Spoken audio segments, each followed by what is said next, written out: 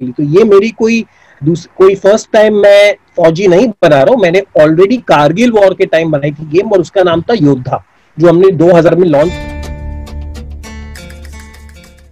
Gaming से almost पिछले 20-21 साल से जुड़े हुए हैं और ये उन सफल इंडियन कंपनीज में से हैं जिनने जब अपना नया प्रोडक्ट बनाया है और उसको बेचा भी है, यानी कि दूसरी कंपनी आके उसको एक्वायर कर लेती है।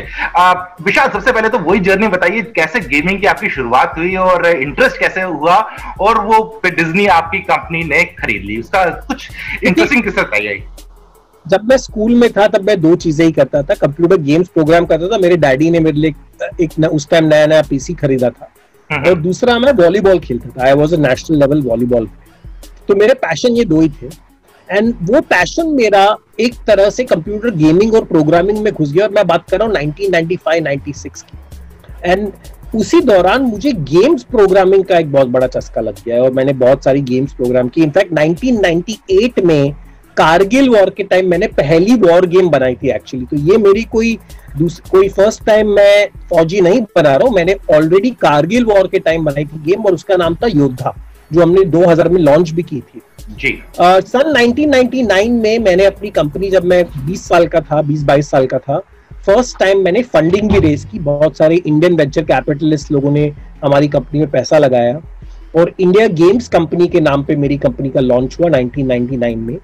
इंडिया गेम्स पहली कंपनी थी जिसने मोबाइल फोन पे गेम्स बनाना चालू किया। तो जब नोकिया का फोन था, हमने उस पे बहुत सारी गेम्स बनाई, हमने बड़े बड़े ब्रांड्स, टाइटल्स, आईपीज बनाए। आपको कुछ एग्जांपल किसी को याद होगा तो हमने आईपीएल की गेम बनाई थी, स्पाइडरमैन की गेम बनाई थी, शाहरुख खान के साथ हमने रावण गेम बनाई थी उनकी मूवी पे।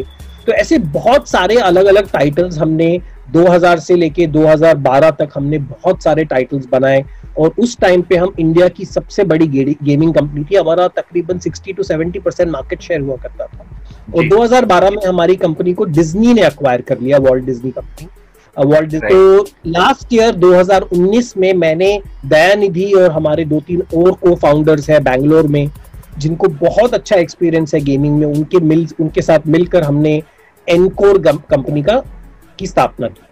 बिल्कुल, और ये बड़ी इंटरेस्टिंग जर्नी रही है आपकी। लेकिन यहाँ पर अगर बात कर लें, अभी रिसेंटली अक्षय कुमार ने आपके अनाउंसमेंट की कि हम लोग एक गेम लॉन्च कर रहे हैं फौजी, और अनाउंसमेंट करते ही विवादों में आ गया। पहला विवाद था पोस्टर से लेके, जिसपे आपने कहा स्टॉक इमेज हमने यूज की है, और स्टॉक इमेज कोई भी यूज कर सकता है, आपने रिलीज कर दिया उसका प्रोमो। लेकिन क्या आपके दिमाग में कभी ये थॉट नहीं आया कि चलो यार, मैं गेम का स्नैपशॉट लेके प्रोमो लॉन्च करें, ऐसा कुछ? देखिए, पहली बात तो जो हमारी कंपनी है एनको, इसका विजन है लोकल आईपी क्रिएट करना। सी, इंडिया में प्रॉब्लम क्या है, अगर आप ऐप स्टोर देखोगे, हमारा गूगल ऐप स्टोर, एक ही गेम है नंबर 1 पे, वो है Ludo King. And I am proud to say कि वो पूरी ओरिजिनल इंडियन गेम है, क्योंकि इंडिया में हर बच्चा लूडो खेलते पैदा हुआ है। अक्षय कुमार आप जानते हैं, गोकी में हमारे ब्रांड एम्बेसडर है, तो मेरा उनसे काफी मिलना जुलना रहता है। तो एक बार ऐसी मीटिंग में मैंने उन्हें बताया कि हम लोग ऐसी एक्शन गेम बना रहे हैं, और वो बहुत एक्साइट हुए, क्योंकि आपको पता है इंडिया चाइना के साथ मई जून से ही गलवान वैली में जो तकलीफ हो रही है। तो उस आइडिया के साथ उन्होंने हमें सजेस्ट किया फौजी नाम, और बोला फौजी के थीम पे let us make the game. And not only that, उन्होंने ये तक कहा कि हमें किस तरह फौजियों को हेल्प करना चाहिए, बिकॉज प्रॉब्लम है कि हम लोग सब लोग फौजियों के बारे में बहुत बोलते हैं, बहुत उनका आदर करते हैं, पर उनको जब सामने मदद के लिए आते हैं, आर्थिक मदद, तो वो इतनी ज्यादा होती नहीं जी। इसलिए उन्होंने भारत के वीर फाउंडेशन बनाई थी गवर्नमेंट के साथ। तो आइडिया उन्हीं का था कि हम इस गेम को भारत के वीर फाउंडेशन के साथ जोड़ेंगे और हमारा डोनेट करेंगे उनको, ताकि जो हमारे इंडियन गेमर्स हैं और जो हमारे बच्चे हैं जो गेम्स खेल रहे हैं, उन्हें पहली बात तो पता चल सके कि हमारे सैनिक कितना बलिदान देते हैं, किस तरह से करते हैं, और फिर वो जो भी गेम में पैसा खर्चा करेंगे उसमें का 20% चले जाएगा उनकी खुद की फाउंडेशन को। तो ये दो तरीके से अच्छा होगा, एक तो उनका बलिदान और उनके एजुकेट करने के लिए, और दूसरा कंट्रीब्यूट करने के लिए। तो हर आदमी फौजी बन सकता है और फौजियों की मदद भी कर सकता है, ये कॉन्सेप्ट था गेम का।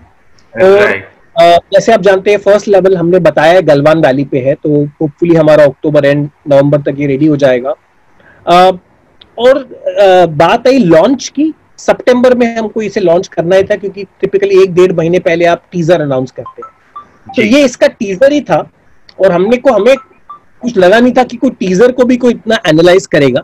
आई think on the hindsight we could have very easily used another image, but I think it's a lesson learn that अभी हम लोग का जो भी होगा, we will try and only have our original IP को हम लोग जैसे रिलीज करने वाले हैं आगे। ये गेम का टाइटल भी नहीं है, ये तो सिर्फ हमने ब्रांड नेम दिखाया था, फौजी ब्रांड नेम। जी, टाइम पे पबजी का बैन के अनाउंसमेंट हुई, उसके 2 दिन बाद आपके अनाउंसमेंट आ गए। So it was purely timing, क्योंकि आप जैसे खुद आपने बोला कि अभी तक आप रेडी नहीं थे, अक्टूबर में जाके गेम होने वाला था। So just to create the buzz timing match की गई, या it was a mere coincidence? First of all, this is not a PUBG clone और copy, it's a different thing. Galwan valley, आपको लगता है चाइनीज गलवान वैली गेम बनाएंगे? नहीं। So it is a original game.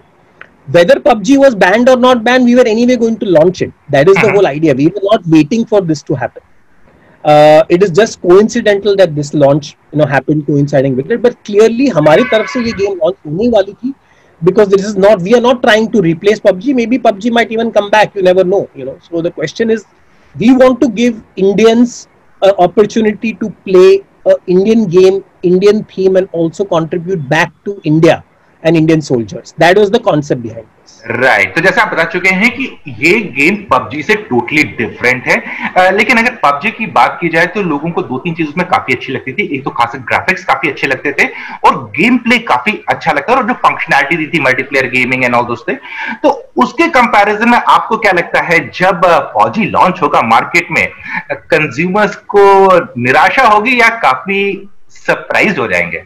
नहीं, ये मजाक हो रहा है। एक सेकंड यार, मजाक हो रहा है। आपने बताया कि स्टार्ट में जो होगा आप स्टैंड अलोन गेम लाएंगे, जैसे मल्टीप्लेयर फंक्शनैलिटी धीरे धीरे करके ऐड होगी। कोई टीजर आपका जो आप इस टाइम पे शेयर कर सकते हैं गेम से रिलेटेड, जो अनोखा होगा, लोगों को देखने में काफी मजा आएगा, खेलने में काफी मजा आएगा? अनाउंस किया है, we will be releasing screenshots and over a period of time अभी हम लोग धीरे धीरे और चीजें रिलीज करेंगे फॉर श्योर। गेमिंग के संदर्भ में अगर बात करें भारतीय मार्केट की, यहाँ पर अभी भी गेमिंग इतनी ज्यादा लोगों ने एक्सेप्ट नहीं की है। पहले तो ये लिमिटेशन थी कि हार्डवेयर के इश्यूज थे, फोन इतने अच्छे नहीं थे, अब फोन आ गए हैं। अब लोगों को लगता है कि नेटवर्क के भी काफी इश्यूज आ रहे हैं। आपको क्या लगता है आने वाले वक्त में गेमिंग इंडिया में अपने पैर पसार पाएगा कि नहीं? नहीं, एब्सोल्युटली। ऑलरेडी अगर आप देखा जाए तो इंडियन गेमिंग मार्केट को 4000 करोड़ का रेवेन्यू ऑलरेडी कर रही है। पबजी खुद ही, जो भी रिपोर्ट्स हमने पढ़ी थी, पबजी का ही 750-800 करोड़ तो वही सालाना रेवेन्यू कर रहे थे। तो क्लियरली मार्केट है, लोग गेमिंग एक तरीके का एंटरटेनमेंट है। तो जिस तरह लोग ओटीटी प्लेटफॉर्म्स देख रहे हैं या मूवीज देखते हैं या म्यूजिक करते हैं, gaming, in fact gaming is the world's biggest form of entertainment. नहीं है कि gaming can be a career, आप इस बारे में क्या कहना चाहेंगे? देखिए, ये मैं बात सुन रहा हूँ जब 2001 से या 2000 से जब मैंने खुद रिक्रूटमेंट चालू किया था। अभी गेमिंग, एनिमेशन, ये बहुत अच्छे करियर अपॉर्चुनिटीज हैं, और बहुत सारे यूनिवर्सिटीज, कॉलेजेस भी गेमिंग कर रहे हैं। तो I think acceptance of gaming and animation, if you look at and this whole industry of special effects is really high now, because especially with the OTT platforms, a lot of people want to do visual effects. So overall I would say the acceptance is really high. और आपने ये भी कहा है कि फौजी game से जितना भी रेवेन्यू होगा उसका 20% भारत की भी फाउंडेशन में जाएगा, जो इंडियन आर्मी को जाएगा। लेकिन अगर मार्केट देखें, बहुत कम ऐसे गेम्स हैं जो एक्चुअली रेवेन्यू कमाते हैं। तो आपको क्या लगता है कि फौजी सच में अच्छे से रेवेन्यू कमा पाएगा? क्योंकि वरना बाकी सब तो फ्रिंज प्लेयर्स ही बन के रह गए हैं। देखिए, that's the whole idea. Gaming is entertainment, right? तो अगर हम लोग अच्छा लेवल का गेम बना पाएंगे तो क्लियरली रेवेन्यू होगा। So that is the challenge to us and our team to make sure कि हम लोग ऐसा प्रोडक्ट बनाए। और मैंने आपको बताया, ये कभी भी गेम फर्स्ट लेवल या फर्स्ट लॉन्च में कभी भी you never get it right. You have to keep iterating, you have to keep launching versions and updates. तो मेरे हिसाब से गेम को स्टेबलाइज होने में 3 से 6 महीने लगते हैं लॉन्च के बाद, क्योंकि ये गेम्स क्रैश होंगे, ट्रैफिक ज्यादा होगा, तो बहुत सारी चीजें होती हैं। Like I said, game is like live ops. तो गेम लॉन्च होगा, हम सीखेंगे, हम डेटा लेंगे, इसको फिक्स करेंगे। तो ये ऐसा नहीं है कि एक ही दिन गेम लॉन्च होती है। It's a process and we will go through this process with the players.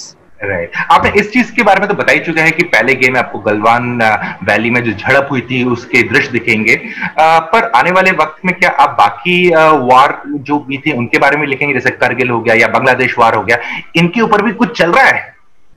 Absolutely right. The idea is that, right, we want to give people, even the surgical strike आप देख लो, right, there are a lot of themes which we can take. There are so many battles and wars, so we will see how we can adopt them into the game and then introduce different modes.